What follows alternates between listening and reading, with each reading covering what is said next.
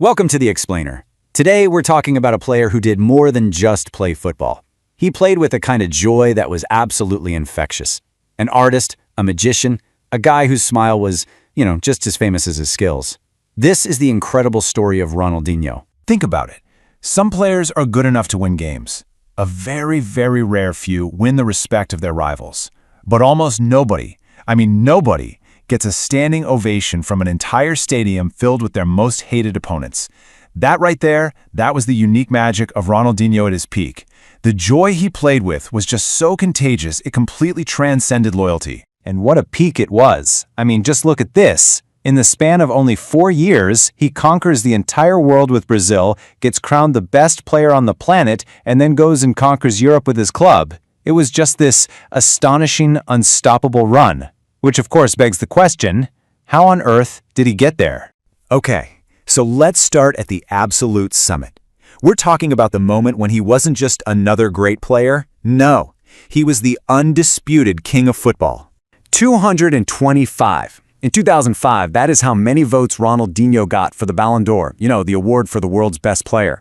To put that in perspective, his closest rivals, guys like Frank Lampard and Steven Gerrard, they barely cracked 140. This wasn't a competition, it was a coronation. And this quote just says it all. In November 2005, he walks into the Lions' Den, the stadium of Barcelona's biggest rivals, Real Madrid, and scores 2 absolutely breathtaking solo goals. The home fans, just stunned by the genius they'd witnessed, did something you never see. They got on their feet and they applauded him. That moment, right there, cemented his legend. But, to really understand the insane heights he reached, we've got to go all the way back to the beginning. Back to a childhood that was marked by tragedy, sure, but also by the very first sparks of this unique, unstoppable talent. Yeah, his journey was anything but easy. He tragically lost his father, who was his very first coach when he was just 8 years old. Then, as a teenager, his older brother, who was a pro footballer, took him to Switzerland, only for the youth coaches there to reject him. But he just kept going. He returned to Brazil, won a Youth World Cup, and then made his debut for the senior national team before he was even 20. And this contrast? It's everything. You see, in Switzerland, the coaches tried to tame his style. They called him selfish, too individualistic. But back home at his club Grêmio, they did the exact opposite. They gave him complete freedom. They basically unleashed the very creativity that would one day take over the world. So, with that freedom, his talent was finally ready for the global stage. And the 2002 World Cup, that was the moment the entire world finally learned his name. The knockout stage of that World Cup was pure 100% Ronaldinho. First, he gets this crucial assist against Belgium. Then comes that unforgettable, just outrageous 40-yard free kick that sailed over the English goalkeeper. But then, get this, just 7 minutes later, he gets a red card. He misses the semifinal, but comes back for the final, and Brazil becomes world champions. It was just a roller coaster of absolute genius and high drama. And this win wasn't just a professional triumph for him. No, it was deeply personal.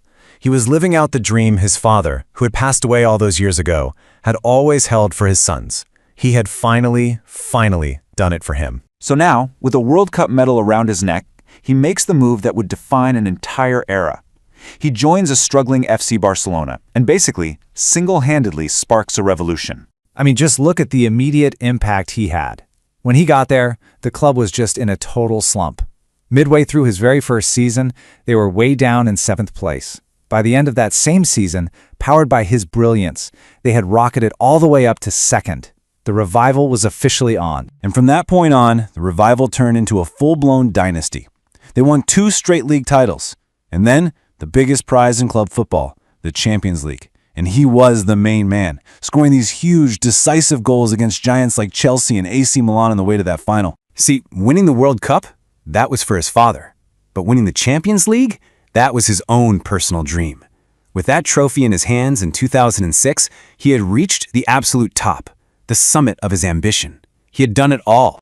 But as we all know, staying at the top is the hardest part of the climb. And after you've reached every single peak, after you've fulfilled every dream, well, what happens to that hunger that got you there in the first place? For Ronaldinho, the descent began. Slowly at first, and then all at once. Just 2 seasons after conquering all of Europe, this number tells you everything you need to know. -18. That's how many points Barcelona finished behind the champions, Real Madrid, in his final season there. The magic was fading, and it was fading fast. And then came the final brutal judgment. A new young manager named Pep Guardiola shows up, and in his very first press conference, he makes it crystal clear. The era was over. With those words, Ronaldinho's time at the club he had literally resurrected was officially done. So he moves to the legendary AC Milan. And look, there were definitely flashes of the old brilliance, but that consistency, it just wasn't there anymore. His numbers became more and more sporadic, until it all ended in a final half season in Europe where he scored just one single goal in 16 games. So his time in Europe was over, but his story wasn't quite finished.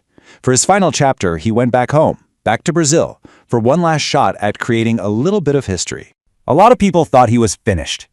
Just a fading star coming home for a quiet victory lap. But he had one last incredible trick up his sleeve, one final act of pure genius to share with everyone. And he aimed for the biggest prize on the whole continent, the Copa Libertadores.